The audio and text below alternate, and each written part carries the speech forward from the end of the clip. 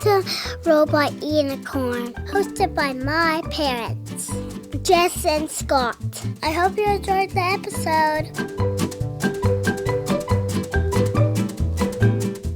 Hey friends, welcome back to Robot Unicorn. It's Jess here today. And today I wanted to talk to you about a topic that you have been asking for a very long time. And that topic is, I'm sure you know, ADHD. It's so interesting because in my work, so I remember dating back to my first practicum placement in my undergraduate degree.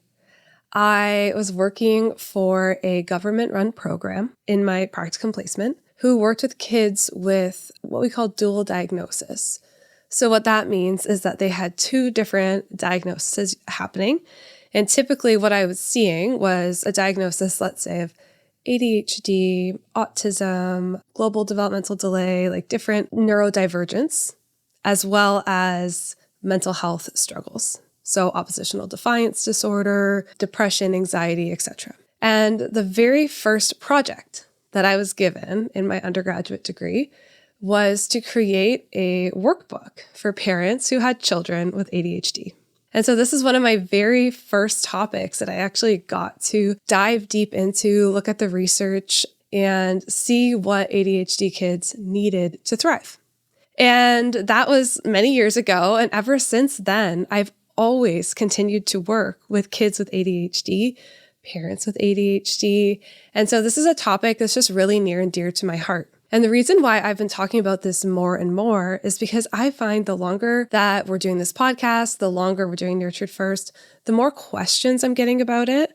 And I've steered away from this topic in the past because there's just so much nuance and complexity, and it's hard to kind of get into all of it, in one Instagram post or one podcast episode. But what I've been seeing more and more online is misinformation, things that aren't true, that aren't correct, or might be hurtful.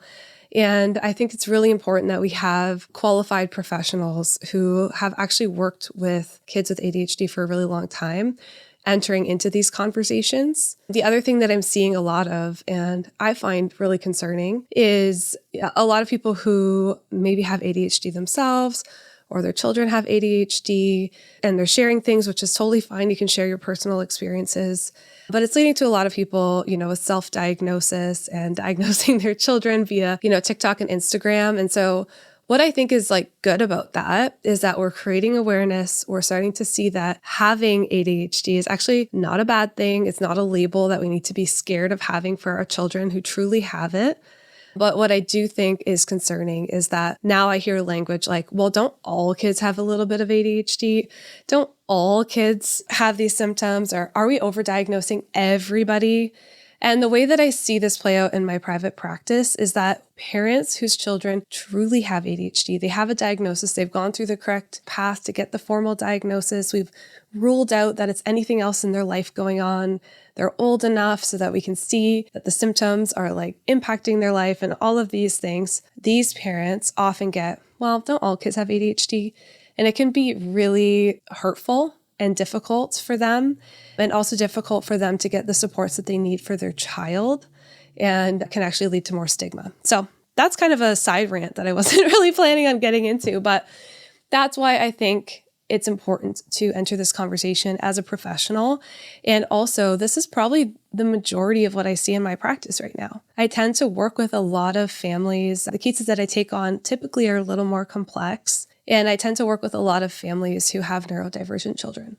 And so I wanted to bring a little bit of my own experience as a clinician into this conversation today, while also saying that obviously everything I teach is educational. And if you think that your child might have ADHD, definitely suggest talking to a professional and not just diagnosing based on the internet. One more thing to say before we get into it is that typically, not always, but typically, When a child is diagnosed with ADHD, or we suspect it because we're seeing inattentive, so like it's hard for them to pay attention, they're missing important pieces of information, or we see hyperactivity, they can't sit still for a long time, they're blurting things out in class, they're having difficulties at school or at home, or they're engaging in a lot of impulsive behavior. One of the first things that we do like to do is behavioral interventions. So we do like to try and start with, okay, well, if we change this in their environment, if we give them more movement, if we give them breaks, if we give them a timer so that they know how long they have to get this assignment done, because kids with ADHD don't always have the best sense of time. If we can do these things, can we help them? That's usually the first thing we do. And we don't need a diagnosis in order to try and start some of these behavioral strategies. And so that can be helpful to note as well. Okay. So let's get into it. I have written down, there's a million things I want you to know about ADHD. So many things, but I've narrowed it down to six things that I want to teach you today about ADHD, attention deficit hyperactivity disorder. And I hope that this will help you understand what I'm going to call the ADHD brain a little bit better and help you understand your child, your student, your spouse, yourself, your friend, whoever it is that you know that has ADHD, because likely you definitely know people that have ADHD, whether or not you or your child has it. So let's start with my first point, which is really interesting to me, and I think it will be for you as well. Kids with ADHD are often developmentally behind in regulation. So that means being able to find their own calm, work through a difficult thing without having a big meltdown or crying a lot or getting really angry or upset. And they're also typically behind in executive functioning. So this is your ability to use that logical part of your brain, to think things through, to use reasoning, to be logical, reasonable, to take a minute to think through what you're doing, to control your impulses. Children with ADHD have an executive function developmental delay. Okay, so what this means is the part of their brain that's responsible for logical thinking, regulation, and impulse control is lagging behind in development. So the research shows that kids with ADHD are often functioning at a developmental age that's 30%. So we call this the 30% rule, but 30% behind their actual age. So I'll tell you what that actually means. So if we're at 4 years old, and they have a diagnosis of ADHD, we might see that their developmental age, so where their brain is at, is closer to maybe 3 years old or 2.8 if you want to be specific. If they're 7, we might see them acting a little bit more like a 5-year-old. Okay, and so this is important for parents to understand. And it doesn't mean we change our expectations of our kids, but it does help us have a little more compassion and work with them, work within their brain at the level that they're working at, right? So for example, if you have a 7-year-old who is struggling with big meltdowns, they're having a really hard time controlling their impulses and thinking logically and all of these things that we expect that we would start to see around age 7. Instead of treating them the same as you would treat a 7-year-old who actually can control their impulses, can regulate their emotions, we might go back to some of those basic strategies that we're going to use with a 5-year-old. So a little bit more of the co-regulating, more of the coaching, more of the helping them get to the quiet space where they can, take some deep breaths and be on their own, helping them by setting up the environment to help them with their impulse control. So we might need to put more supports in place for these kids than their neurotypical peers. And I think that this is really important to understand because often we just get frustrated or angry and we say, well, you're 7, so you should be able to regulate your emotions. You should be able to control your impulses. You shouldn't be blurting out in class so much. But what we need to understand is that their brain is wired different. So we need to work with the way that their brain is wired instead of against it and expecting things from our ADHD kids that they simply cannot do yet. The hope is that they catch up over time, but we need to help them a little bit more, especially in these early years, with impulse control, planning, organization, and it's going to vary child to child. So instead of asking ourselves or saying to ourselves, why can't they just do this? All their peers know how to regulate their emotions. All their peers don't start talking randomly during class, we shift to what support might they need? Or what support might a child who is, 30% younger than this or like 2 to 3 years behind this, like what support might they need? And start implementing that support so that we can help our child so that they can start to build that executive functioning and those skills. Okay. So just very concretely, this might look like more co-regulation with them. They might need a little bit more time. They might need less busy activities, just like with your toddler, with like a younger, even my preschooler, like I'm not going to do a ton of activities in one day for her. I know she's going to end up getting super dysregulated and have a big meltdown, but one big activity a day for her is probably enough, right? So we might look at some of those things, like, are they possibly overscheduled? Are we expecting them to be on, like around other people too much of the time and it's leading to these big meltdowns? We also might notice that we need to break tasks down into smaller steps for these kids. Another thing about ADHD is that sometimes it looks like your child is ignoring you or they're trying to be defiant because they're not listening to what you've done, right? You might say, hey, can you go upstairs and get ready for bed? That might be too big of an ask for your child. You might need to break that. That's a lot of things, right? Go upstairs and go to bed. What does that mean? That means brushing my teeth, getting my pajamas on, washing my face, all of these different things, right? So we might need to break it down to a smaller step, the same way you would for a child who might be 2 to 3 years behind. And also adjusting our expectations. So again, it's not, and something that people will often say is like, are we just letting them off the hook? No, we're not letting them off the hook, so to speak. We are working with them at the level that they're at, providing that coaching, that support, so that eventually we can kind of step back and they can do these things on their own. So this brings me to point number 2 for our ADHD kids. And this is a huge one, especially if you are a teacher, a parent to a child with ADHD. They need to see the behavior that you want them to do, not just hear what they are doing wrong. Okay, so let me repeat that. ADHD kids need to see the behavior that you want them to do, not just hear what they're doing wrong. And the reason I say this is because so often all kids with ADHD hear is the things that they're doing wrong. Don't blurt out during class. Stop interrupting. Stop getting out of your seat. Stop moving around. Stop being so careless. Stop being so messy. Stop falling all the time. Why won't you listen to me? Why don't you ever just do what I ask? Why won't you just get your shoes on?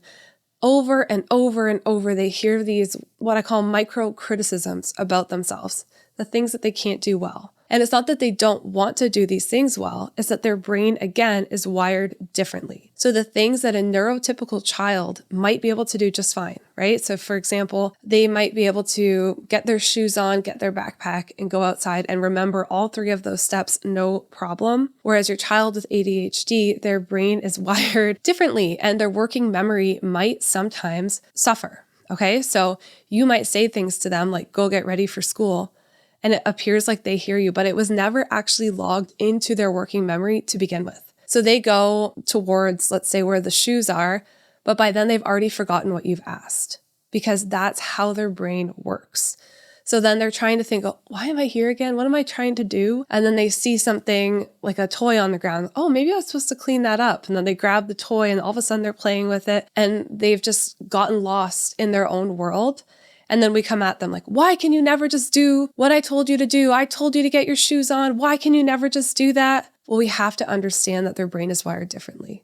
And so if we want them to do the things that we're asking them to do, we can't just keep getting angry at them. In fact, that's going to heighten that stress hormone, cortisol, in their body. And something we know very well from the literature is that actually high stress can mimic some symptoms of ADHD. So the more stressed out a child is, the more inattentive they are, the more impulsive they are, the harder time they have regulating their emotions.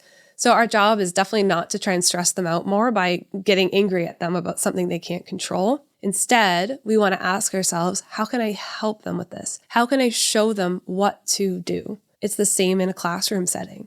If you have a child with ADHD in a classroom setting and all you're ever saying to them is stop interrupting, stop blurting out, stop getting out of your desk, but we're never showing them like, here's what to do. If you get that really restless energy and you're sitting in your desk, I want you to do X. When you feel like you want to blurt something out, I'm going to give you this fidget toy and I want you to just like quickly squeeze it and see if you can squeeze it and play with it until the impulse to blurt something out passes. So we have to show them what they can do instead of focusing only on what they can't do. And this goes for all behavior. This is how all behavior works. Children learn from what is modeled to them, what we coach them, and what we show them to do. Okay? So here's some of the things that you can do to help. It might look like a do-over.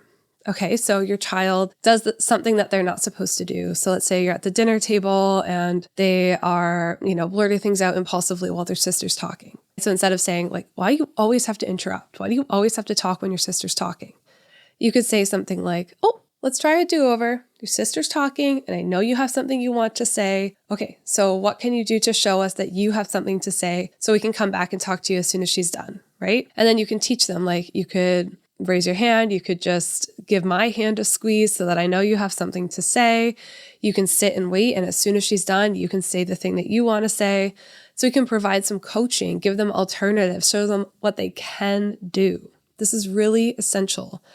Another thing that you can do is so I'll give you one more example of something that they can do. So let's say they're in class and they're always interrupting, always blurting out. I gave the idea of like a fidget toy that they can squeeze or something like that. For some kids, maybe they need to have a paper on their desk and they can write out the thing that they want to say, right? So in the moment when your child with ADHD is in class and there's something that they want to say super bad, it's really hard for them to not say it because that impulse is so strong. But the thing about impulses is they do fade. So if we give them 20, 30 seconds, often they will fade and be okay. So we need to give the child something to do within that 20 to 30 seconds as they ride out that impulse. So maybe they're writing down the thing that they want to say. Maybe they're squeezing a fidget toy or playing with a fidget toy. Maybe they're allowed to raise their hand and the teacher will be like, I see you and I will come back to you as soon as I'm done talking. And so they're allowed to raise their hand, even if they know that the teacher might say, we're not, you can't talk right now because I'm still teaching, but we'll come back to you in a minute. But getting curious with your child's teacher or with yourself as a teacher about what you can actually do to help them control those impulses in class instead of expecting that they're going to figure it out on their own, because they're likely not going to. They need extra coaching and support. That's really important. Hey friends, so at pickup last week, our daughter asked Scott a truly kind of tricky question in front of her younger siblings. Scott was telling me that when he heard a question like this, he used to panic, but this time he had a plan. And he said to our daughter, thank you for asking. Let's talk tonight when we've got privacy. And that's a line that he learned straight from our new body safety and consent course at Nurture First. So this new body safety and consent course is taught by me. So Jess, if you listen to this podcast, you know me. I'm a child therapist and a mom of 3, and I have taught body safety and consent education for years. This course takes all my years of experience teaching this education and gives you calm, age-appropriate language for body parts, consent, and boundaries. You'll learn how to teach your kids that no means no. You'll learn how to teach them to read facial cues. You'll talk about safe and unsafe touch, and you'll even teach them about their uh-oh feeling. There's guidance inside this course for the real life stuff, like tickling that goes too far, and even the difference between a secret and a surprise. We made this course at Nurture First because research shows that body safety education helps kids speak up sooner, and we want that for our family, for Scott and I, but also for you. So check the course out at nurturedfirst.com/bodysafety, and to save 10%, use the code ROBOTUNICORN. And just full disclosure here, we are the creators of this course, and we're so proud of it. Okay, so the next thing that I do want to talk about in terms of ADHD is this thing that we call cognitive flexibility. Okay, so to break it down, cognitive flexibility is the ability to switch gears in what you're thinking about or what you're doing and start doing or thinking about something else. So we've done a few episodes, Scott and I did, on stuckness.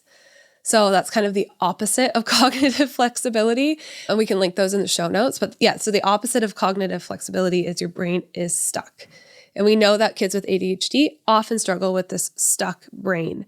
And so cognitive flexibility, though, for them is a lagging skill. So it's something that often comes far later than their peers. And what this actually looks like in practice is that it looks as though your child's stubborn, or your child has a plan for how they would like an activity to go. So I was just talking to a mom recently, and she's like, when I play Barbies with my daughter, she has a way she wants to play Barbies. And if I even so much as try to play it in a different way, she loses her mind, right? She's stuck. It's hard for her to have that flexibility once she's already scripted out what that plan is going to look like. The same can be true for transitions. Transitions can be really tough for kids with ADHD because they are so focused in on what they're doing. Like they're playing, they're having fun, they're doing this thing. And the flexibility piece that requires them to transition from this activity to like going to the bathroom with their class is very difficult. Same at home, right?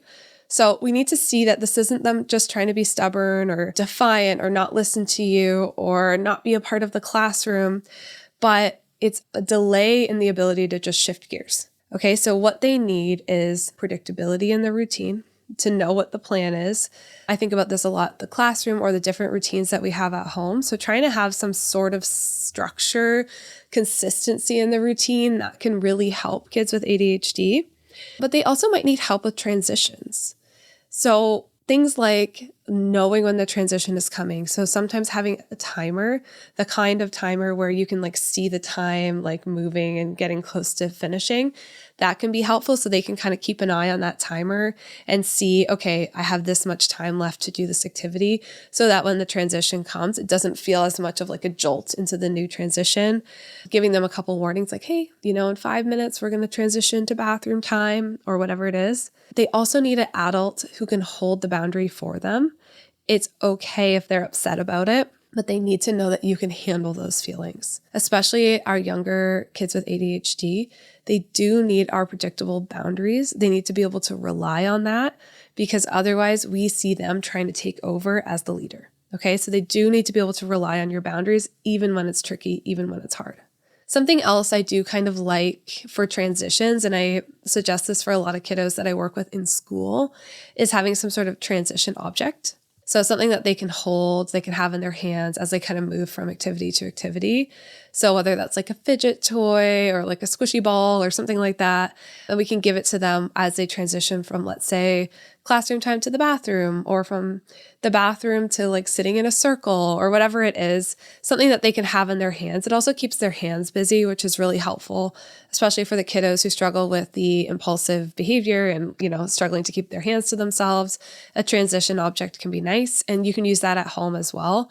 So something that they can hold on to, let's say they're having a ton of fun at the park and now it's time to go home, and we can bring like a couple fidget toys along and be like, okay, you can hold on to this as we like start to go home. Just kind of bridges the gap between the fun activity and the next activity that they're doing and keeps their hands busy. I hope that this is all making sense so far. I feel like there is so much, like we talk about ADHD and we just kind of talk about, oh, they're really hyper and they can't sit still. But we don't talk about all these like inner workings of the ADHD brain. And for me, I find it fascinating, and I hope you're finding it fascinating as well. Okay, so the next thing that we need to know about the ADHD brain. ADHD brain is wired to seek dopamine. Okay, so dopamine is a chemical messenger in the brain, also known as a neurotransmitter, and it plays a key role in motivating us to do something, our mood, attention, and our regulation. I like to call it, and I talk about dopamine a lot in terms of when I talk about screens, it's kind of like the yes chemical. Like when our brains have enough dopamine, we're like, yes, we want to keep doing this. Yes, this is fun. Yes, this is pleasurable. Yes, yes, yes. But the ADHD brain is chronically seeking dopamine because it has lower amounts of dopamine in it. And so basically what this means is that our kids with ADHD are trying to find things to increase that dopamine more than our neurotypical children. And the dopamine is what gets them motivated, excited, yes, yes, yes, like makes them want to go. But sometimes if they're struggling to find that dopamine and things that are like positive and fulfilling, you might see them trying to get that need met by picking fights, being silly or disruptive, seeking negative attention. Like that's better because the ADHD brain does not like to be bored. The ADHD brain really struggles with boredom. Boredom feels painful for the ADHD brain. So if your child with ADHD is feeling bored and doesn't have another way to kind of get that need for dopamine filled, what we often see is, they're starting to pick fights with their siblings. They all of a sudden whack their brother across the face. And you're like, what the heck, why are you doing this? And then you give them a big reaction. And what you don't realize is that your big reaction that you're giving them is actually totally reinforcing that behavior, because even though it's negative attention, it's getting like that excitement feeling in their brain. That dopamine is coming into their brain, and that's what they're craving.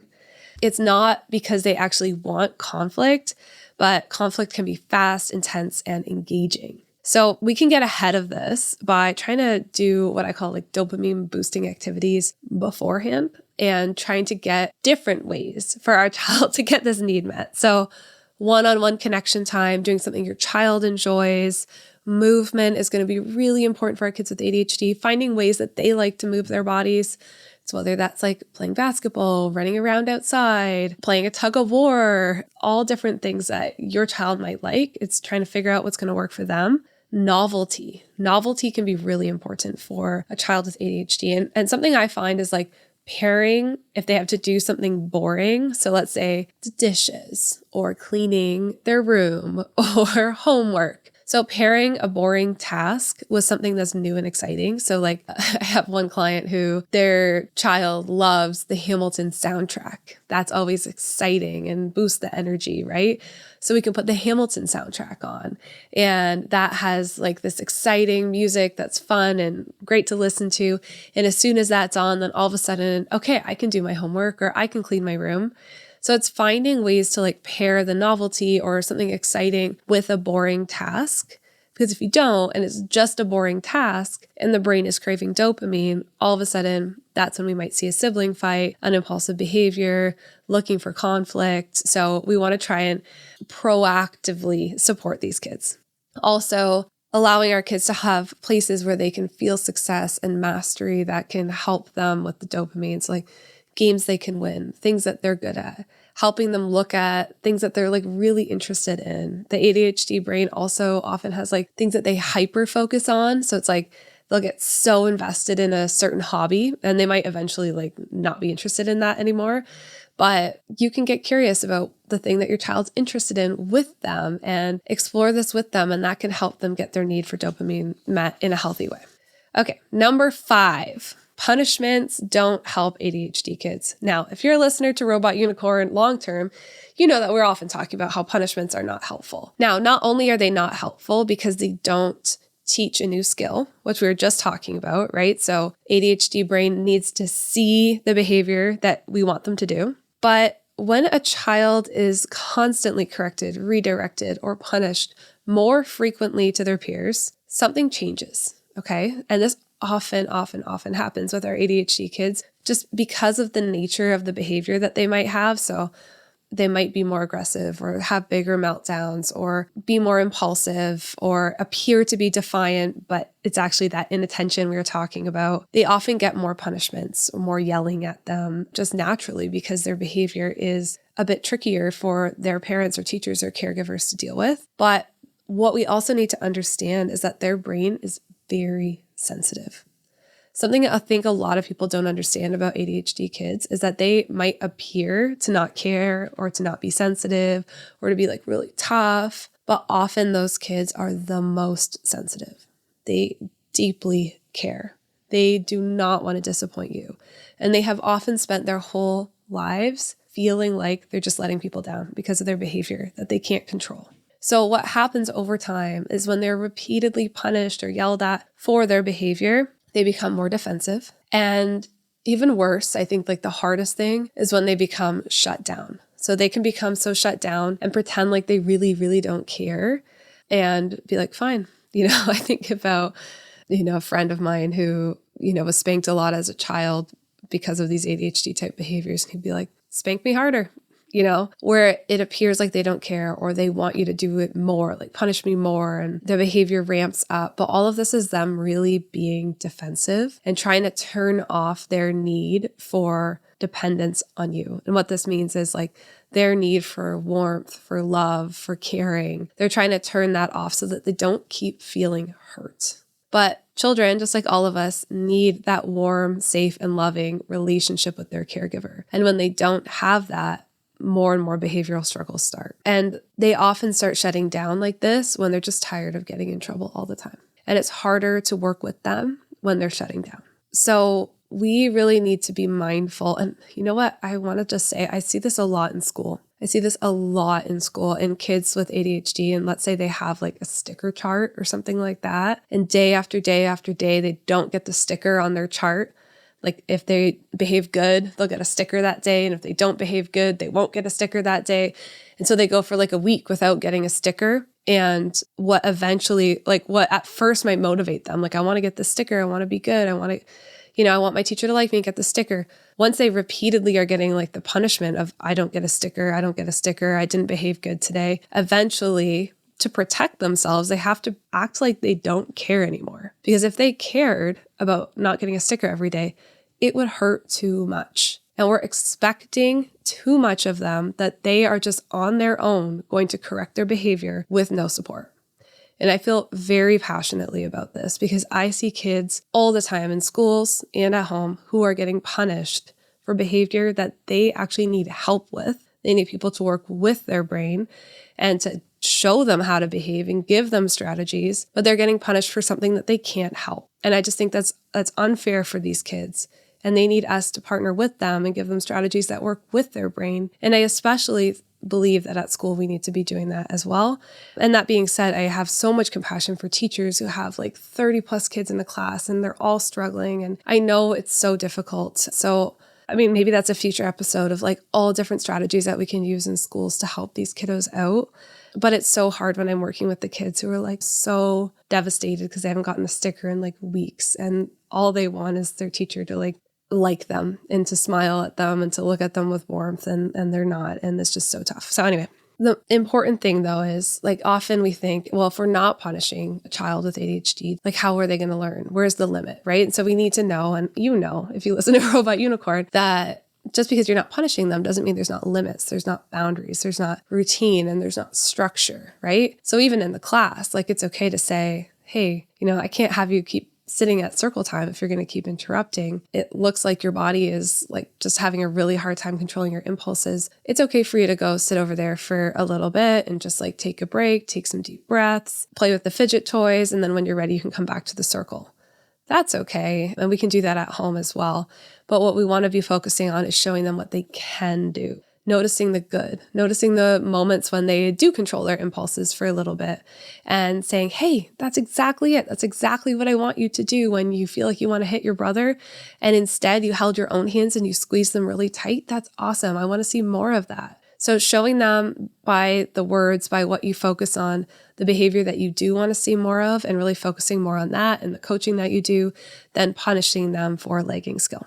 Number 6. ADHD kids still need to have opportunities to do tough things, but we want to do this in a way where they're supported. Okay, so this is the balance between accommodating for the child, which we do want to do. We want to make sure that we're accommodating for a child with ADHD in terms of like, they might need to get up and move more often, right? They might need a sensory toy at their desk to keep their hands busy. They might need a timer to help them see, okay, this is how much time I have to do this assignment. And I can pause the timer, but I can turn it back on. And then like I still have the same amount of time as everyone else. But if I need to pause the timer for a minute while I'm doing this test, get up and walk around the room, come back down, start it back up again, I can do that, right? So we want to put those accommodations in place that are really going to help our ADHD kids. And we still want to support them and encourage them and empower them for growth. Okay, so I think this is where there's a lot of confusion. I like to think about scaffolding. So that's basically the idea that we're building little skills over time, working towards our eventual goal of independence or being able to sit in class for the whole period of time that they have to sit in class, right? But we can build up to those skills instead of thinking like our child should just do it because everyone else their age can do the same thing. I hope that makes sense. So for example, let's think about turning off the TV by themselves, okay? A child with ADHD might really struggle to set their own boundaries around screen time, partly because screens, gaming screens, iPad time, whatever it is, definitely give our kids that dopamine, that yes chemical. And it's actually hard to replicate that in other ways. And this is where the ADHD brain can become like easily addicted to like gaming and screens and all of those things. So what we want to think about is, okay, it's actually unreasonable for me to expect my child's going to turn Minecraft off by themselves. So I am going to tell them the boundary. We're going to have a very structured time. They're allowed to play Minecraft, let's say from 4 to 4:30 on the computer in the area that I can see them. But at 4:30, I'm going to go and turn it off because I know that they will not be able to control their impulse to stop playing and like turn it off themselves, right? So at first you do it, and then eventually your child turns it off and you're right there with them.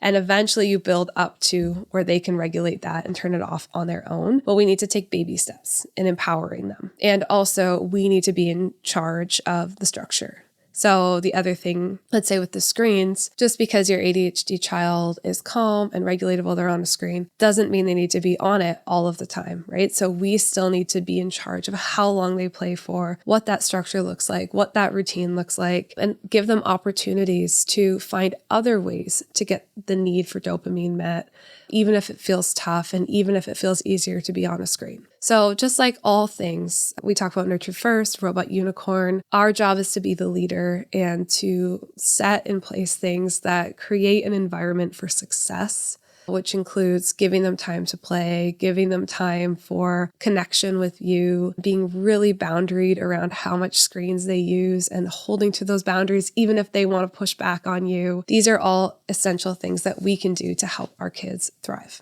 I hope that this helped you. There's so much more I could obviously say about ADHD, but these were 6 things that as I've been doing an ADHD theme right now, Nurtured First, which this episode will come out probably a month after that, I just haven't really seen a lot of people talking about this. And I feel like these are really important things for parents to understand. If you want more ADHD content on Robot Unicorn, let us know. Scott and I would love to talk more about ADHD with you. We both also are diagnosed with ADHD and have our own personal journeys and the things that work well for us. And if that's something that you're curious about or would like us to talk about more, please let us know. Also, just a note is that we do, through Nurtured First, we have a new course, which is called Parenting Your Child with ADHD, and we'll link it in the show notes. But I mean, this is just a little glimpse of the kind of information that's in the course. The course is extremely helpful in terms of the practical tools, the things that you can do to really help your child with ADHD thrive. But of course, it goes far deeper than this episode. So thank you again so much. I'm really looking forward to talking to you again next week.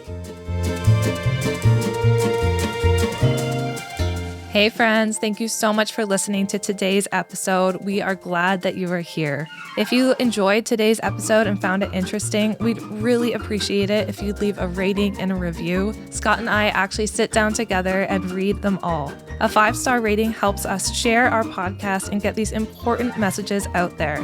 Thank you so much for listening, and we can't wait to talk to you again next time.